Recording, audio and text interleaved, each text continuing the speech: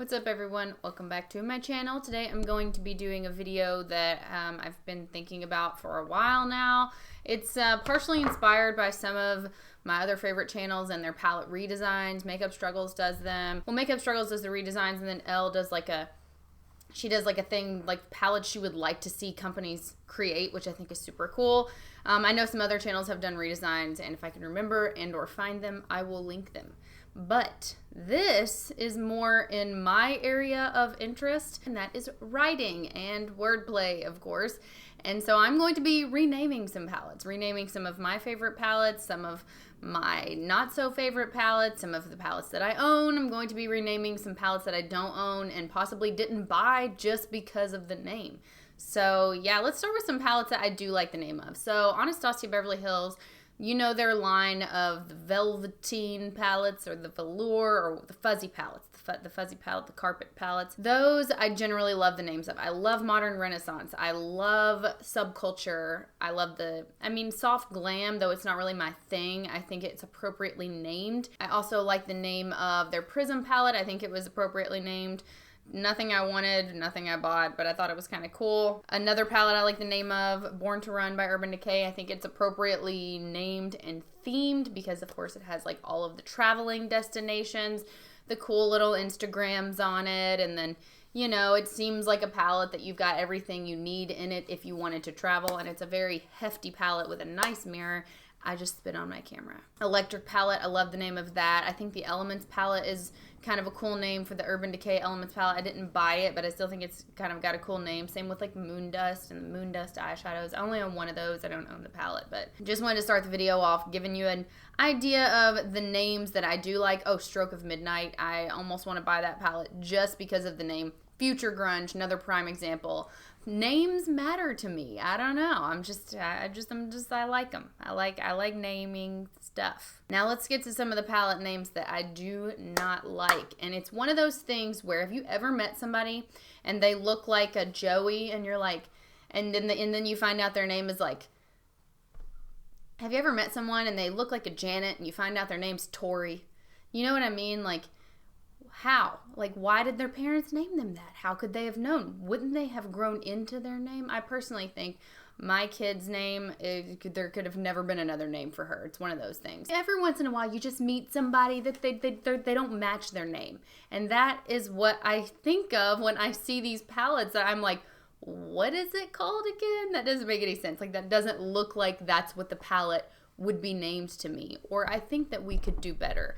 So I'm not saying that this is going to be something anybody's going to agree with me on. Some of you might have even better ideas than me. Feel free to share those in the comments if you think I misnamed a palette. All right, I'm going to start with the main one that kind of inspired this. I was on Reddit, surprise, surprise, on the discussion subreddit about makeup. And people were talking about, and has been brought up on some other forums, I think online too, about the fact that this is called the Sultry palette. And I agree. I don't get why the name on the palette and the name on the front is so disjointed from the names inside. They're called Cyborg, Steampunk, Teak, well, Slate, Teak, whatever. Bloom, what? Where does Bloom fit into the Steampunk? Cinder, Dystopian, Cyborg, Noir. Yeah, and then it's all called Sultry. It just, it doesn't make any sense. Now, does it really matter? No. Obviously, I bought it, so obviously it didn't matter that much to me. The names of all the shadows in here, like Steampunk, Dystopian, now none of that really matters, except for the fact that it's called the Sultry palette. Like, I feel like if it were called something different and then maybe change a few of those names, then we could go there. But because it's not really up Anastasia Beverly Hills' alley to name their palette Steampunk, which, you know, would be cool, they could have come up with another name. And I have a couple of alternatives, except for one of them would not fit the packaging and the other one would not fit the names inside. So the packaging and the inside shades, I think, would benefit from having been called glitz. I think it would have been a necessary continuation of soft glam, like glitz and glam, you know? Like, I wasn't drawn to the Sultry name either, to be perfectly honest. It was the shades inside. So I don't know that glitz would have like swayed me one way or the other, or if it would you or anyone else, but it seems like it would fit the packaging better, and it would also kind of fit those shimmery shades, because the first thing I look at when I open this palette are all the shimmers. It was all about the shimmers to me, so I think it should be called glitz, especially with the packaging. I don't understand Sultry and where that fits into everything. And my next one is going to be another palette in my collection, the NYX Grind palette. Now, I do love this palette. I love the colors. I love everything about it, really. I think it's a great price for the palette. It's great quality, etc., etc. But, and I don't necessarily hate the name of it, like it just seems kind of weird, like this is the Grind palette. It seems kind of strange unless you have NYX Steam and Ignite alongside it, which I don't have the entire collection, so maybe that's why I think it's weird, like this is the Grind palette. And I'm not saying it's like terrible, but here's what I would have done. Now, instead of, because this collection came out of nowhere, they clearly knew that whoever was going to buy these was going to buy them. They didn't really spend a lot of time marketing these or hyping them up before they launched it. The launch just came right out of nowhere. So if it were me, I would have, instead of making 3 separate palettes, I would have taken the best shades out of the other 3 palettes and called it the NYX Steampunk palette, and then maybe had Grind, Steam, and Ignite shades in the palette, and then of course the 3 lipsticks, Grind, Steam, and Ignite as well. So that is what I would have done. I just think that they were a little bit redundant in terms of some of the neutrals in these palettes, and I think it would have behooved them to just have one palette called Steampunk, and then maybe the rest of the collection would have been more interesting, but I think everybody was just kind of overwhelmed. It made it hard for people to become interested in buying 3 palettes out of nowhere.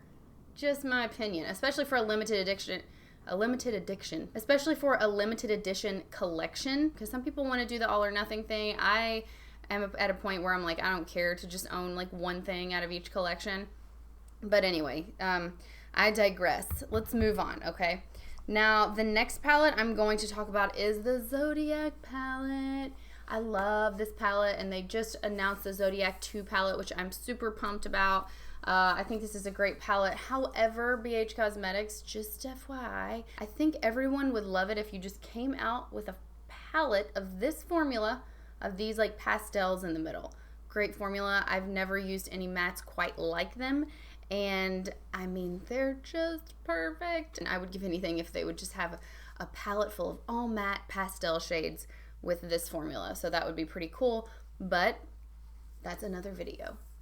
Or is it? No, probably not. Now, I don't think there's necessarily anything wrong with the fact that it's called the Zodiac palette. I don't really get into the Zodiac and astrology or anything like that. I know a lot of people do, and it is super popular right now, which is probably another reason they called it the Zodiac palette and then gave it the layout that they did. I think a lot of people think that it's wasted space, which I agree. You definitely could not take this on any trips. I personally would probably never take this on a trip anywhere unless I knew I was going to need it when I got there. What I would have done is, instead of making one big round palette, I would have made the shades closer together, and I'm not sure if maybe you can't do that with baked shadows, I don't know, but then had just an arc of all of these and then an arc of these on the outside, and I would have called it the Moonbow palette. Like a moonbow? Get it? Have you ever seen one? Anybody? They do have that like celestial theme throughout their line, especially with their baked shadows, right? So I get it, like, because the Zodiac palette seemed like the obvious palette to come out with for them. But yeah, I think it would have been cool if it was in the shape of like the Black Moon Cosmetics, that the Orb of Light palette, which I really, really want. Like in that shape, shadows a little bit closer together. I don't necessarily think that that name is a mismatch like I do some of these other palettes. But moving on, so let's keep up with the palettes that I do own. This is the Wet n Wild Rose in the Air palette. This is the dupe for the Anastasia Modern Renaissance palette. A pretty damn good dupe, in my personal opinion. But Rose in the Air doesn't roll off the tongue, kind of like Rose in the Air, Rose in the Air. It doesn't really seem like the name of an eyeshadow palette, and it's just not easy to say, or let's be real. Like, oh, this is the Wet n Wild Rose in the Air palette. Like, what? I think they should have just called it Wild Rose. Like, instead of Wild Rose, Wild Rose. Or Dusty Rose. No, Wild Rose. That's pretty much all I have to say about that. I do love this palette. I think it's so worth it. And I think on Ulta's website, it's like $1.99 or like $2.99 right now. I mean, you really can't beat that for real. Next one. This is the Venus 2 palette. Now, I get why they call it the Venus 2 because they already had the Venus 1, but I don't really understand the theme here. I don't really see this as a logical next step in the Venus collection. I think they just called it the Venus 2 palette because they knew it would sell because it's the sister to the Venus palette, and I think they're like, well, if we're going to call it something different, it's probably going to be different, and the formula is the same-ish, you know, stuff like that. Anyway, I really love this palette, and I love even more that Lime Crime is being run by someone else now.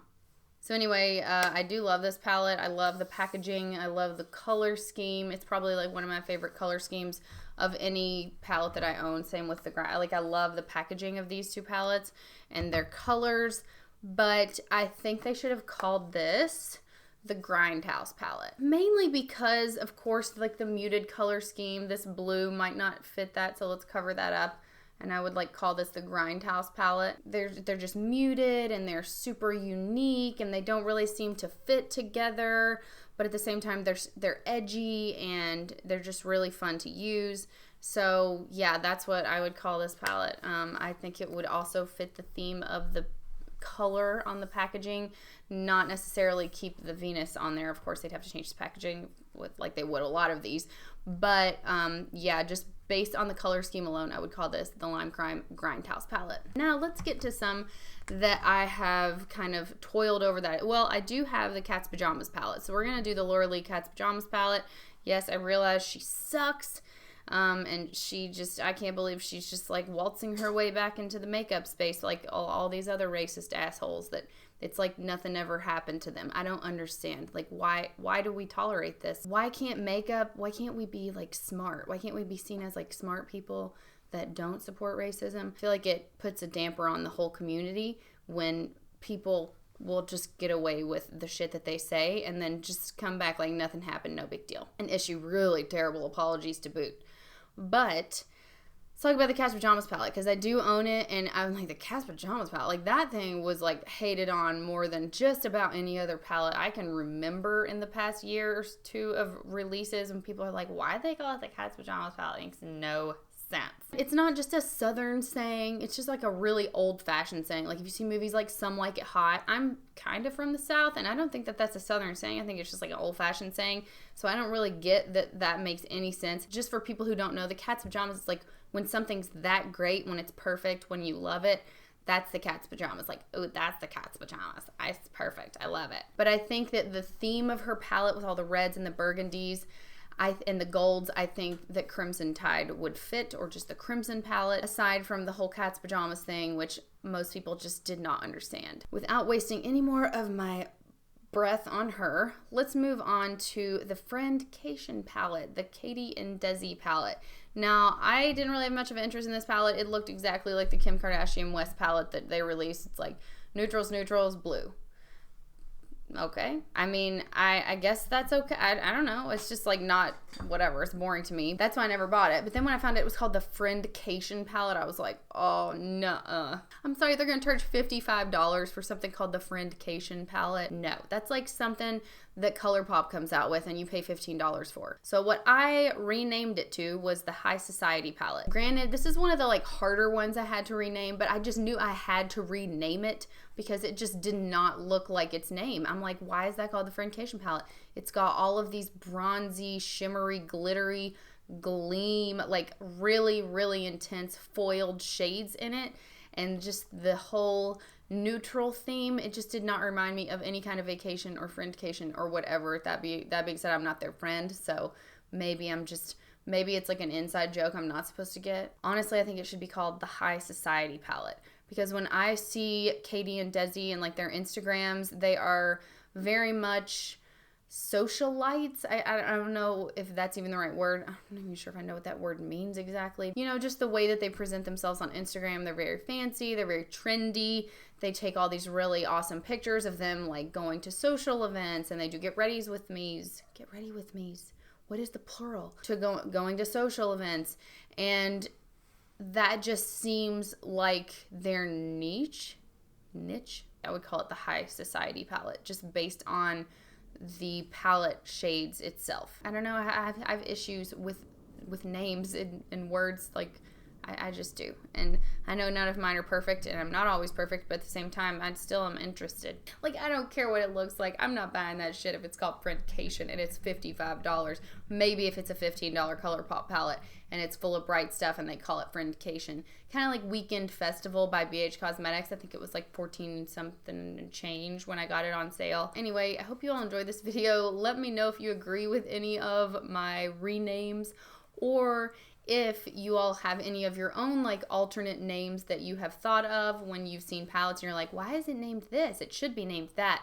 Please let me know in the comments, or if you have any better suggestions than what I've been able to come up with for this video, leave those in the comments as well. It was startlingly difficult to come up with names for palettes, and I completely understand why that some of these palettes get such stupid names, because it is very difficult to come up with a name for a palette unless you have that in mind, or you make a palette that you think is beautiful and then you can't think of what to call it and you just call it the Friendcation palette. When I'm writing my unpublished, unfinished novels, I like to kind of think of the name of the book first. I don't know why that is. It's just something that I do.